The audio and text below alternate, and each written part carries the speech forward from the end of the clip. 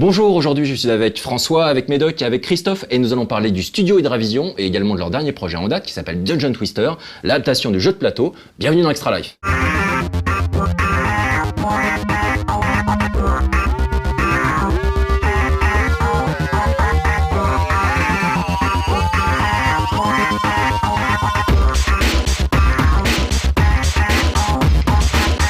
Alors, on va commencer par toi. François, okay. Est-ce que tu peux nous parler un petit peu très rapidement du studio Hydravision? D'accord. Donc il existe depuis quand? Vous avez fait quel type de jeu? Alors, j'ai de quoi illustrer là. Hydravision, c'est un studio qui a été créé en 99 exactement. Donc cette année, on va avoir 13 ans. Okay. Ce qui fait un peu quand même studio dinosaure dans l'industrie des jeux vidéo français. Donc on est un studio indépendant. Ouais. On crée des jeux pour console et pour PC, mais majoritairement pour console. Console portable, console de salon. Vous êtes où? On est situé à Tourcoing, c'est banlieue lilloise. Okay. Voilà, et le premier jeu qu'on a créé, qui a fait connaître le studio, c'était Obscure. Obscure, c'est 2004. Donc c'est un survival horror, ambiance teen, avec une coop de joueurs. Okay. Voilà. Donc ensuite, on a embrayé sur Obscure 2, qui est sorti en 2007, sur Wii, et sur PS2 et PC.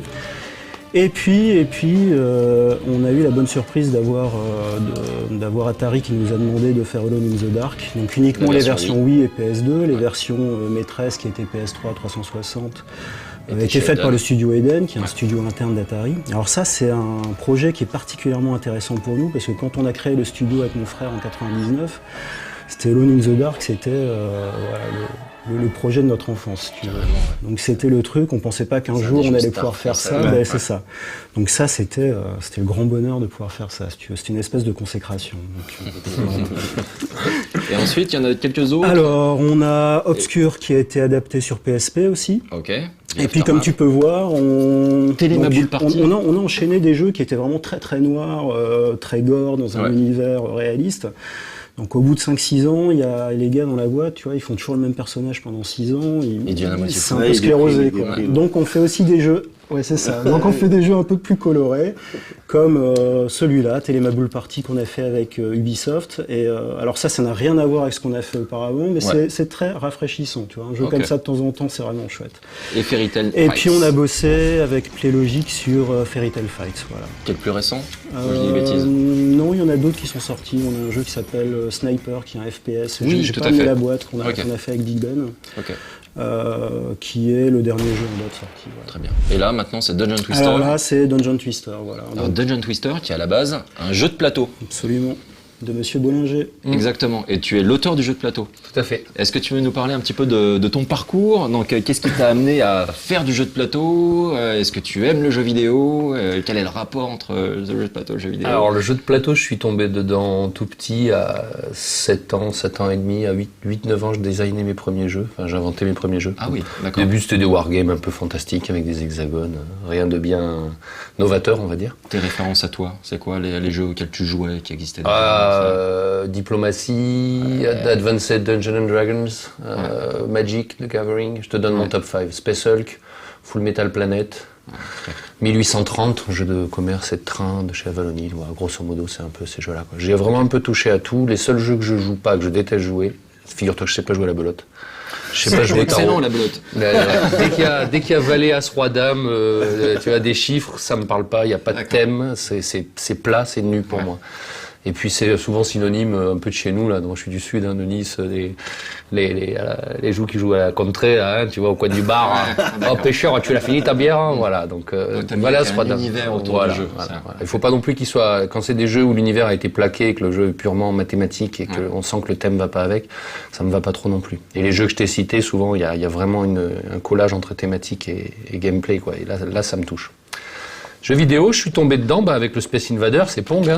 Ouais. Je mettais mes pièces de 50 centimes ou d'1 franc dans la machine aussi. Après, j'ai suivi un peu toute l'évolution, mais j'étais plus... quand les jeux de rôle, si tu veux, ont commencé à être vraiment adaptés en console ou en PC, quoi. J'avoue que moi j'étais encore avec des vrais gens autour de la table. Et après quand t'es designer, quand ça devient vraiment ton métier, au plus tu joues sur une console, au moins t'as de créativité et de temps libre. Donc tu t'interdis un peu volontairement de jouer sur une console pour garder du temps libre pour pouvoir faire ces choses-là, quoi. D'accord. Voilà. Dungeon Twister, vous pouvez nous parler un petit peu du concept. Toi, est-ce que tu as connu le jeu, pratiqué le jeu avant de rencontrer Christophe? Oui, parce que le jeu Dungeon Twister est sorti en 2004. Ouais. Et on jouait dans la boîte à Dungeon Twister avant de rencontrer Christophe. Alors il faut savoir que Hydra Vision, à la base, quand la boîte a été créée au tout départ, notre première sortie publique, ça a été un jeu de rôle papier. Ouais. Qui s'appelait Zombie. Voilà. Donc on était aussi dans les choses physiques comme ça. Et on a une boîte, une collection de jeux de plateau qui est assez impressionnante chez nous aussi. Donc si tu veux, on se fait des soirées jeux de plateau entre développeurs. Et donc c'est quelque chose qu'on a suivi. Donc Dungeon Twister, on le connaissait avant. Et on a rencontré Christophe à Lille en 2005, quelque chose comme ça. Championnat de France. Championnat de France. Et c'est là qu'on s'est parlé de ça. Et si tu veux, c'était rencontrer un créateur de jeux de plateau. Pour nous, c'était vraiment sympa, quoi. Et toi, tu avais préparé le coup? Alors moi, en fait, je ne le savais pas, mais oui, je l'avais préparé. Voilà. En fait, quelques mois après avoir designé Dungeon Twister, même le prototype, avant même qu'il sorte, j'ai rapidement senti qu'en fait, il avait un potentiel jeu vidéo, parce que les parties tournaient assez vite, on avait un contrôle assez fort et tout ça. Et on faisait nous-mêmes des tournois, et à chaque fois, les parties, c'était 30 minutes, 40 minutes. Et c'était super addictif, quoi. Et donc j'avais commencé à rédiger en anglais, ne sachant pas si ce document allait atterrir dans une société de studio de développement américain ou français. J'avais rédigé un document en 14 pages en anglais qui donnait ma vision de l'adaptation du jeu de société en jeu vidéo. Et fatalité, donc il vient de me voir, son frère vient me voir avec 2-3 autres développeurs avec qui il était graphiste et tout à ce tournoi, au championnat de France. Et il me dit bonjour, on est au studio de développement de jeux vidéo, nana. Et là je l'arrête en plein milieu, je dis ok, j'ai compris. Christophe me sort son doc. Je vais dans mon sac, je sors le dossier de 14 pages en anglais, je dis bah voilà, là il y a tout la manière dont je vois l'adaptation. On va signer tout de suite. Hein, vous nous attendiez ou quoi? Non, mais ça me pendait au nez, je le savais, quoi. Voilà. Est-ce que tu peux faire le pitch du jeu, nous présenter un petit peu le concept et l'univers brièvement pour que tout le monde comprenne? Alors on est dans un monde heroic fantasy steampunk, donc toute la technologie marche à vapeur et tout ça. Dans cet univers, il y a un personnage qui a découvert les secrets de l'immortalité, qui s'appelle l'Archimage, donc qui a plus de 3500 ans et qui s'ennuie profondément. Mais par contre, qui est pété de thunes, qui a tout vu, fait le tour du monde, qui a connu un peu des filles de toutes les races possibles, imaginables, et qui s'ennuie fortement, et comme il est immortel, il peut pas se suicider. Donc il a la méchante idée d'engager les gnomes, qui sont les rois de la mécanique et tout ce qui est à vapeur, et les nains, qui sont les rois de la creusée des tunnels. Et il se fait faire toute une architecture souterraine sous un de ses châteaux, qui est un labyrinthe formé de salles qui sont sur des immenses vérins, mais immenses, qui descendent sous terre, qui tournent et qui remontent, et tout ça activé par des manivelles un peu partout. Donc tout un labyrinthe steampunkisé, on va dire. Et grâce à tous ces sortilèges qu'il a, il commence à pomper des gens un peu dans la contrée avoisinante et téléporter. Il les enlève. Il les téléporte, voilà, alors qu'ils sont dans des scènes où ils sont un peu héroïques, où il se dit tiens, lui il va faire un bel aventurier, enfin il va faire un bel acteur. Et avant qu'il leur arrive quelque chose, il les téléporte dans le labyrinthe et il en balance comme ça 8 de chaque côté. Et après, lui, il a des sortes de petites boules de cristal qui font office de caméra dans les angles et qui filment tout ce qui se passe dans les couloirs. Donc il s'est construit un peu sa télé-réalité et lui, il est dans une immense salle avec des miroirs géants et il regarde ce qui se passe. D'accord. Et donc c'est son entertainment un peu personnel, sa propre télé-no-life, pour lui qui est immortel et il regarde un peu comment ça se passe. Bien sûr, il y a deux choses qui en général le surprennent ou font vendre à l'écran. La violence, malheureusement, ça vend toujours, on le sait. Donc dès que ça te charcle un peu bien et qu'il y en a un qui y passe, lui il est derrière ses écrans, il applaudit, t'as un point de victoire parce que t'as buté un ennemi. Et puis aussi ce qui l'épate, c'est quand même quand il y en a un qui arrive à sortir de son labyrinthe infernal et qui s'en sort vivant. Et dans ce cas-là, quand il arrive à l'autre bout du labyrinthe, il le rebalance dans son univers, il le retéléporte dans son univers de vie normale. Et là pareil, applause, le gobelin, jamais j'aurais pensé que tu sortais, et il appose doublement même.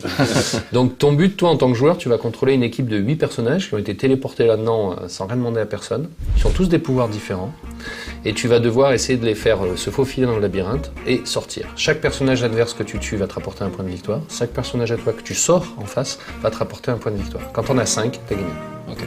C'est aussi simple que ça. Le jeu en lui-même a quasiment pas de hasard. T'es presque dans un jeu d'échecs Heroic Fantasy avec un total contrôle. Il y a un dé là. Ah, ça c'est pour la version solo. Dans la boîte, il y a une version où tu peux jouer seul et là, pour qu'il y ait du piment et que ça se rebondisse, t'as des dés. Sinon, il y a du bluff dans les combats. Tu utilises des cartes de combat qui sont du bluff. Tu as la rotation des salles qui est très importante. Donc une vue du labyrinthe un peu en 3D et d'essayer de faire tourner les salles pour te frayer un chemin ou pour enfermer les autres dans un cul-de-sac, leur éviter de prendre la boule de feu, enfin des objets importants. Et donc beaucoup de tactiques, de stratégie, peu de hasard, du bluff un peu, et puis un peu un gros côté jeu de rôle où il faut que tu combines les pouvoirs de tes différents personnages pour arriver à être plus performant, quoi. Si tu les utilises un à un par-ci par-là, ça marche pas aussi bien. Okay. Alors justement, c'est ça qui nous avait intéressé. Enfin, j'avais fait une news en fait sur Dungeon Twister, et donc ça a été l'occasion de m'intéresser à ce qui se passait. Alors ça s'appelait donc Dungeon Twister, donc Dungeon, moi ça me parle, le RPG, tout ça, ça me parle, le jeu de rôle papier, tout ça, et Twister, je me suis dit peut-être sur un malentendu, il y a des couleurs, des meufs en bikini. Non, c'est pas grave, mais du coup, ouais, on sent clairement inspiration jeu de rôle, heroic fantasy, steampunk, pardon, c'est agréable. Mais alors en jeu vidéo, comment est-ce que t'as réussi à retranscrire ce délire-là, parce qu'il y a aussi la dimension fun, la dimension puterie que tu peux faire aux autres en tournant les salles, pas simplement pour te sauver toi, mais pour les enfermer. Oui, bien sûr. En jeu vidéo, est-ce que ça se fait naturellement ? On a fait vraiment une adaptation fidèle du jeu. C'est-à-dire que ça reste un jeu de stratégie au tour par tour pour garder la profondeur stratégique. Et puis, on n'a pas fait... Enfin, il y a un mode solo donc pour apprendre les subtilités du jeu. Donc, il y a des missions. Ensuite, tu peux apprendre à jouer contre l'ordinateur. Et il y a le jeu multijoueur qui est très très important. Donc, c'est un multijoueur à 2. On n'a pas fait de multijoueur sur la même console parce qu'on se dit, tant qu'à faire de jouer à 2, autant sortir le jeu de plateau et jouer un contre l'autre en face, quoi. Donc le jeu multijoueur, on a voulu garder la dimension je peux te voir, je peux te parler, avec sur PlayStation 3, la PlayStation Eye par exemple. Donc tu peux voir ton adversaire et puis tu peux papoter avec lui, ce qui fait que ça garde la dimension conviviale. Le taquiner éventuellement si tu le connais. Alors tu peux jouer en partie amicale en invitant quelqu'un que tu connais. Je me log un soir, j'invite Christophe s'il est en ligne, ou bien je décide de faire une partie rankée, donc qui va compter pour le classement, et là je peux pas inviter forcément. Donc il y a un système de type Elo qui va m'attribuer un adversaire d'à peu près ma force. D'accord. Et comment tu mesures ta force justement ? C'est au nombre de parties gagnées, au nombre de points engagés ? Oui, c'est ça, c'est au nombre de parties jouées, combien t'en as gagné, combien t'en as perdu, est-ce que tu les perds toujours avec 0 ou bien... Quand tu gagnes un gars qui est vraiment classé au-dessus de toi, tu vas scorer bien plus que quand tu gagnes un gars qui est en dessous de toi. Et si tu perds contre un gars qui est en dessous de toi, là tu perds beaucoup de points. Chaque fois que tu joues une partie rankée, tu marques des points. Et puis tes points, ça fait que tu as un classement mondial. En fonction de ton score global, ça va t'attribuer un adversaire. Okay. Alors Dungeon Twister, le jeu de plateau, en fait, il y a plein d'éditions. Je crois qu'il y en a, je vais peut-être dire une grosse connerie, il y en a 10. Il n'y a pas 10 éditions. Il y a eu une boîte de base en 2004. Ouais. Et après, il y a eu une dizaine de boîtes d'extensions. Sachant que chaque extension amène 8 nouvelles salles. Donc une salle, on peut la montrer là. Une salle, c'est une salle comme ça de 5 sur 5, avec l'endroit où il y a le mécanisme de rotation. Quand on vient dessus, c'est là qu'on fait descendre la salle, théoriquement, et on la fait remonter, on la fait tourner. Donc dans chaque extension, tu as 8 salles comme ça, parce qu'une partie se joue sur 8 salles, ce qui fait que j'ai un assez grand labyrinthe. Tu as 8 nouveaux personnages pour les deux côtés, et tu as 6 nouveaux objets. Et donc avec 10 boîtes, ça fait à peu près 80 personnages disponibles à ce jour. 8 x 10 aussi, entre 80 et 100 salles, parce qu'il y a eu des salles goodies, des trucs exceptionnels qui sont sortis. Et tout ça, c'est intermixable. Tu peux créer ta propre équipe après. C'est-à-dire que c'est comme dans Magic, si tu veux, tu vas avoir un panel de 80 personnages, et tu choisis... tu fais ton deck. Voilà. Et les personnages n'ont pas de coût, de valeur, ils sont tous très équilibrés. Donc ils pourraient se faire une équipe avec que des gros costauds, mais ils vont avancer doucement. Et moi, je peux me faire une équipe, on a fait des essais comme ça au tout début, avec que des runners, mais tout faibles. Je peux prendre une petite claque du doigt et ils y passent tous. Et on peut gagner aussi bien avec l'un qu'avec l'autre. C'est vraiment du feeling du joueur. Et donc ça permet, avec ces extensions, ça permet d'une partie à l'autre de pas retrouver les mêmes patterns. Même s'il y a des trucs, j'imagine, il y a des patterns sur lesquels on retombe, des fois... Il y a vraiment une question d'amour avec les personnages, je pense aussi. Il y a des gens, il y a des personnages que j'ai créés, genre le nain tueur de trolls, c'est un personnage que moi je prendrais jamais dans mon équipe. Il est d'office éliminé, je sais pas le jouer. Et pourtant, je me suis retrouvé en tournoi contre des gars qui au début l'ont pas pris parce qu'ils trouvaient le pouvoir bien. Non, ils l'ont pris parce que dans un jeu de rôle, ils jouent toujours un nain. Le mec, il a vu le nain, il y a un seul nain qui arrive dans des thés, lui il est pour moi. Donc il prend le nain. Et puis à force de le jouer dans plein de parties, parce qu'il est quand même bien ce nain, il a des bons pouvoirs, le gars il sait vraiment le maîtriser, il sait comment le jouer, et du coup tu te retrouves en tournoi avec un personnage que personne ne joue jamais, et bien que le gars que t'as en face, lui ça fait 200 parties qu'il le joue, et du coup il te fait super mal avec ce perso, et là tu commences à dire, le nain il faut peut-être quand même que je le prenne en considération, il est pas si mauvais que ça. Parce que le truc c'est quand tu te pointes avec tes persos, tu te pointes aussi avec, c'est ce que tu nous expliquais tout à l'heure, la moitié des salles. Avec la moitié des salles. Donc il y a en partie, tu peux établir en partie une stratégie. Et les objets aussi. Voilà, et les objets, même si en face de toi, l'autre, tu sais pas avec quoi il va se pointer, toi tu peux au moins prévoir la moitié presque la moitié de tes moves. En fait, Non, vas-y. En fait, c'était le but initial. Quand j'ai créé Dungeon Twister au tout début, bon, bien sûr, l'idée est venue vraiment du jeu de rôle, de Donjons et Dragons, du dungeon crawling, comme on dit. Et j'ai toujours été maître de jeu dans les jeux de rôle. Pourquoi ? Parce que quand j'étais joueur de l'autre côté, je voyais qu'un maître de jeu, il a vraiment un boulot à part. C'est le scénariste d'un film. S'il est pas bon, toute la partie, elle part en vrille. Et sur les 10 fois où j'ai été joueur, on va dire, il y a peut-être 8 fois où je me suis emmerdé, carrément. Donc j'ai toujours été maître. Mais j'en avais un peu marre d'être maître, j'avais envie d'être joueur juste pour le côté surprise. Les joueurs, ils connaissent pas ce qui va arriver, ils ont la surprise de tout. Le maître, lui, par contre, il injecte dans le scénario tout ce qu'il sait qui est bien, qui lui fera plaisir, qui fera plaisir aux joueurs, tout ce qui colle bien. J'avais envie d'un jeu où on soit à la fois maître et à la fois joueur, moitié-moitié. Où on amènerait la moitié des ingrédients et l'autre moitié des ingrédients, donc salles, monstres et objets, par exemple, et trésors, soit une totale découverte. Et en fait, Dungeon Twister, quand vous l'avez de base, tel qu'il est avec une seule boîte, et tel qu'il est dans le jeu vidéo, au moment J où il va sortir, là, en début juillet, vous n'avez pas ce côté construction, effectivement. Si le jeu est un succès, enfin, on a déjà parlé avec Tradition, forcément qu'ils vont développer d'autres personnages et d'autres salles. On demande que ça. Voilà, on demande que ça aussi. À partir du moment où vous avez, si ce n'est une extension, donc 16 personnages, 8 salles et tout, vous êtes confronté devant ce dilemme, à lesquels je prends, lesquels je garde, etc. Et votre adversaire, il va faire d'autres choix. Et donc à ce moment-là, et plus on a d'extensions, plus c'est riche, bien sûr. À ce moment-là, quand on commence à se confronter, l'air de rien, l'adversaire, il a amené la moitié des maps, des salles, moi j'ai amené l'autre moitié, la moitié des trésors et la moitié des personnages. Donc je suis à moitié un Dungeon Master, parce que j'en ai amené, et à moitié je suis un joueur, parce que je vais être surpris. Et ça, c'était le but ultime, en fait, quand je l'ai designé au départ. Du coup, dans le jeu vidéo, vous avez pris quoi exactement ? Est-ce que vous avez pris le premier jeu ou vous avez pris certaines extensions ? On a pris la boîte de base. D'accord. La boîte de base, c'est 8 personnages, 8 salles, 6 objets. Okay. Et déjà, pour maîtriser la stratégie avec la boîte de base, c'est déjà pas mal, quoi. Et alors après, en fonction de l'accueil du jeu, on aimerait bien faire des extensions. Il y a vraiment des trucs très très sympas. Et puis justement, tomber dans cette dimension, je crée mon deck et parmi mes 25 personnages, je vais en prendre 8. Ça, c'est vraiment un truc qui nous plaît bien. On va voir comment ça fonctionne. Okay. Bah déjà, il faut savoir quand même qu'avec le jeu de base, rien que les salles, la configuration du labyrinthe, je sais plus, j'avais fait les comptes, mais c'est plus de 500 000 possibilités de labyrinthes différents. On avait calculé, il y a 2 milliards de possibilités. Comme ça. Parce que oui, parce que c'était un truc, on se demandait, tiens, combien il y a de possibilités ? Donc, tu as 8 salles, donc tu as 8 positions pour chaque salle, donc tu as une factorielle n déjà pour les positions. Et après, ta salle, chaque salle, elle peut être dans 4 rotations. Et ça explose complètement. Ça fait que les positions de départ. Ton jeu de départ, il est jamais le même. Au départ, tu vas choisir sur tes 8 personnages, 4 personnages que tu mets sur la réglette de départ. Ceux-là, tu les mets face cachée. Là, on peut pas t'embêter là-dessus, tu as choisi les 4. Mais après, dans le labyrinthe des 8 salles, chacun notre tour, on va mettre un personnage, un objet. Et tout ça, c'est face cachée. Donc, il y a une petite phase de setup qui dure 2-3 minutes, dans lequel tu fais toute ta stratégie de déploiement. En gros, c'est un peu là où l'archimage va avoir téléporté les différents personnages qu'il a piqués. Tu as un contrôle là-dessus, ce qui serait pas normal dans la réalité. L'archimage, il a fait ça comme il avait envie. Et là, déjà, quand tu fais ta mise en place, il y a un peu un combat avec l'autre, parce qu'il y a des salles qui ne peuvent recevoir que 2 pions, et quand l'autre il en a mis un et toi un deuxième, ça y est, celle-là, elle est bouchée. Déjà, là, il y a de la stratégie, parce que le troll, tu le mets près de ta ligne de départ, tu vas le mettre chez l'adversaire, enfin, t'as déjà une dimension psychologique à ce moment-là. Déjà, t'as plein de setups. C'est un peu comme un jeu d'échecs où tu pourrais, où le plateau serait différent à chaque fois. Et où en plus, ton setup de départ, tes pions devant, ta tour, tout ça, tu as le choix de le mettre comme tu veux. Et même d'en mettre certains dans les lignes adverses pour avancer chez toi. D'accord, du coup, les possibilités sont... Donc avant d'arriver, je pense que le jeu de base, Dungeon Twister, et je dis pas que ça doit détrôner ou quoi un grand classique comme les échecs, mais en tout cas en termes de possibilités, de combinaisons, ça l'explose. C'est plus dur à programmer une IA sur Dungeon Twister que sur les échecs, c'est une certitude. N'importe qui a programmé... Clairement. Programmation, justement, est-ce que tu peux nous parler un petit peu du travail qui a été effectué sur l'IA du jeu? Et pour moi, un autre point très important, c'est-à-dire à partir du moment où tu as le jeu de plateau, etc., genre tu fais tout avec tes petites mains, il n'y a pas de souci, mais sur un jeu vidéo, il faut une bonne interface utilisateur pour que ça soit tout de suite immédiat. Alors, un des gros intérêts de Dungeon Twister, c'est que dans un jeu vidéo, tu maîtrises pas l'aspect fun en général. Tu sais, quand tu commences à partir de zéro. Là, sur Dungeon Twister, on avait un jeu qui avait déjà des années de recul, donc le jeu, il était complètement réglé.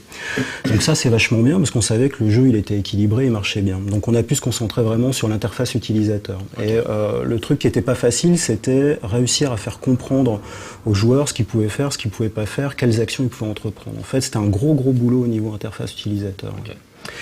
Et puis l'IA, gros casse-tête sur Dungeon Twister, puisqu'il y a tellement de possibilités que si tu veux faire une IA qui est qui répond super bien, tu peux faire comme il y avait un jeu d'échecs sur c'était ColecoVision, il me semble. où c'était un télévision, voilà. C'était une console de Mattel où quand tu mettais l'IA de ton échec au maximum, il disait revenez dans 3 jours.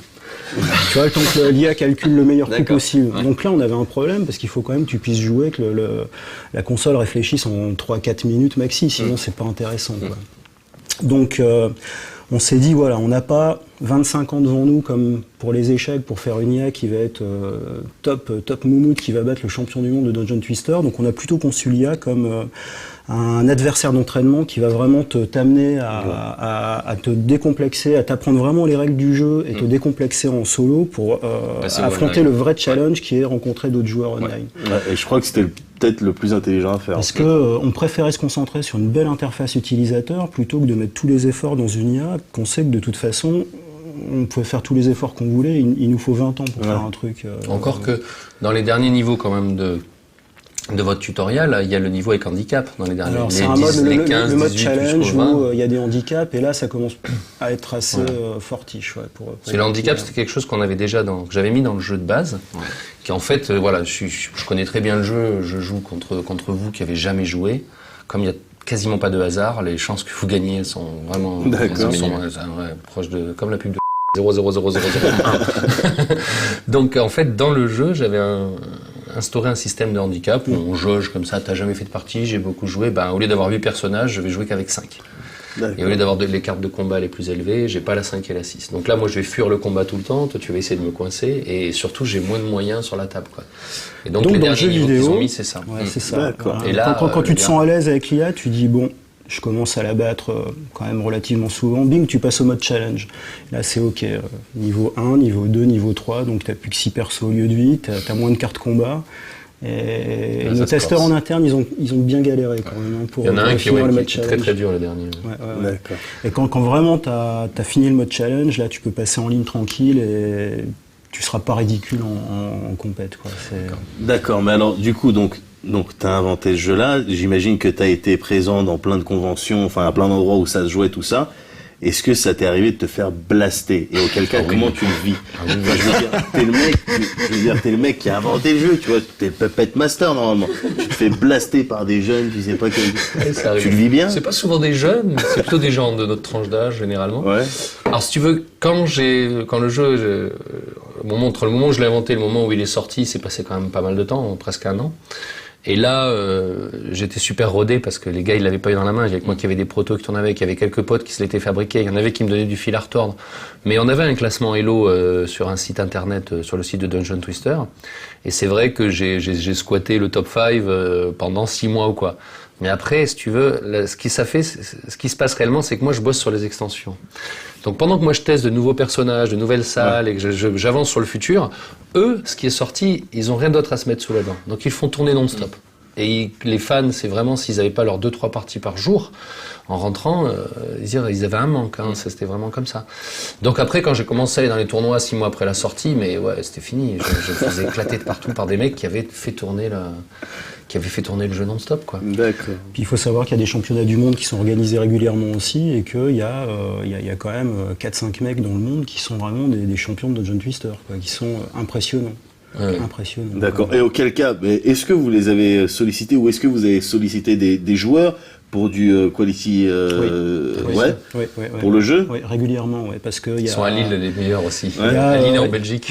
La première fois qu'on leur a montré le jeu, il y avait une approche qu'on n'avait pas comprise. Par exemple, quand tu choisis tes cartes actions au début d'un tour, nous on affichait tout de suite les cartes actions et tu choisissais 2, 3, 4 ou 5 actions. Et par exemple, ils nous disaient mais non, mais c'est pas du tout comme ça qu'un pro ça joue. Tu regardes d'abord le plateau de jeu, tu regardes ce que tu peux faire et tu choisis ton nombre d'actions après. C'est des choses comme ça, quoi. D'accord. Donc des choses qui nous gênaient vraiment quand on jouait et qui nous manquaient par rapport au plateau. Non, ça c'est impossible. Pour nous, c'était important d'avoir une adaptation fidèle et de coller vraiment aux méthodes de jeu des gars qui ont l'habitude, quoi. Est-ce que tu veux nous parler, là on va bientôt conclure, est-ce que tu peux nous parler un petit peu de l'avenir? Qu'est-ce que vous préparez un petit peu chez Hydravision après Dungeon Twister là, qui sort on aime bien, comme tu as pu voir avec les jeux qu'on a déjà fait, on aime bien faire des choses un peu éclectiques. Ouais. Et on a un jeu qui est en préparation, qui est dans l'univers Obscur. Alors attention, c'est pas un Obscur 3, c'est un spin-off d'Obscur, mais ça c'est notre bébé qui va sortir en courant 2013, on espère premier semestre. Donc là on voit des images en ce moment que tu nous as apportées gentiment. Oui. Donc c'est pas Obscur 3 parce c'est plus un style réaliste, c'est vraiment un style cartoon. On garde par contre des choses comme les archétypes de personnages, t'as le footballeur américain, le gros bourrin, la danseuse qui est finalement la néo-cheerleader, des choses comme ça. Il y a un mode coopératif online à 4 joueurs et on n'est plus dans du survival horror, on est vraiment dans du jeu d'action. Donc ça c'est prévu pour PSN, XBL et PC. Ok. Et c'est pour ça que c'est un spin-off en fait, ça renouvelle un peu la licence mais c'est pas du tout un Obscure 3. Très bien. Merci beaucoup. Et du coup, pour Dungeon Twister, donc c'est quoi? Tu es sur d'autres extensions? Alors là, j'ai une autre extension. Ça, c'est un prototype. Travail de préparation. Il y a des figurines, là, tiens, je te laisse. Il y a des figurines qu'on peint à la main dans la boîte, quand on est. Et puis ça, voilà, c'est ce que c'est au tout départ. Donc c'est le prototype de la prochaine extension qui s'appellera Dungeon Twister Piège. Donc là, tu vois, j'ai quelques salles qui ont été tirées. Ça, c'est les salles finales avec le dessin de l'artiste. Mais sinon, un prototype au début, c'est juste des petits pions carrés. Et puis les salles collées sur du carton de calendrier avec. Voilà, ça ressemble à ça au départ. Et donc des salles comme ça, j'en ai quoi, 150 à la maison, toutes les différentes choses. D'accord. Et donc de temps en temps, on les mélange, on met ça ensemble. Et là, on est en phase de faire des dessins, de trouver les bons sculpteurs et de faire imprimer tout ça. Et à côté de ça, ce qui est assez original, et on aurait voulu le faire exprès, on n'aurait pas réussi. Donc le jeu d'Hydravision arrive sur PS3 le 3 juillet aux États-Unis, le 4 en Europe, et le 5 juillet, moi ça fait depuis 2005 que je bosse sur le scénario d'une bande dessinée. Et Clair de Lune, qui est l'éditeur du Donjon de Nullbuck, en bande dessinée, a signé il y a un an la BD de Dungeon Twister. Le volume 1 sort le 5 juillet dans notre francophonie. Bon, c'est qui va donc Dungeon Twister. Ouais. Ce qu'il y a de bien, c'est que ça détaille dans le livret de règles, j'ai qu'une page à 4 pour expliquer un peu l'univers que je tenais tout à l'heure. Dans la BD, ce qu'il y a de bien, c'est qu'elle va être en 2 volumes, donc j'ai 2 fois 46 pages pour vraiment montrer les personnages dans leur vie à l'extérieur. Tout se passe pas à l'intérieur, au fond des labyrinthes, quoi. D'accord. Cool. Donc merci beaucoup, merci d'avoir fait le déplacement jusqu'à No Life. Donc on espère plein de bonnes choses pour Dungeon Twister, pour la sortie là sur le PSN et le XBLA, et également pour les prochaines extensions et la BD. Et donc on remercie également, on en profite, la galerie AOJ qui nous fournit régulièrement ces magnifiques tableaux, ces magnifiques œuvres. Et donc merci beaucoup de nous avoir accompagnés pendant toute la saison. Et puis on espère qu'on pourra avoir régulièrement plein de nouveaux tableaux comme ça. Donc merci beaucoup et on se retrouve bientôt pour un prochain Extra Life.